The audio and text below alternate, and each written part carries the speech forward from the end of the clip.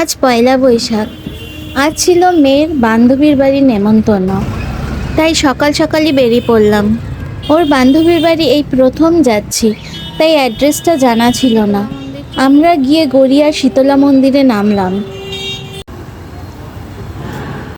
গড়িয়ার শীতলা মন্দিরে চলে এসেছি।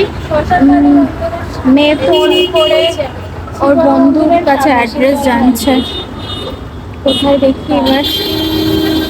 চলে এসেছি আমরা। আমাদের পথপ্রদর্শক এই পুচকু বাচ্চাটা, কি দীপশ্বেতা, ও এটা এই ফ্ল্যাটটা। চলে এসেছি আমরা।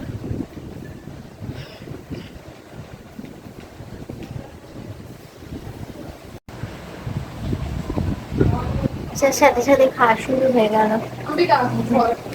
পাকা বাচ্চাগুলো সব এসে আমাকে খেতে দিল। সবাই খেতে বসেছে।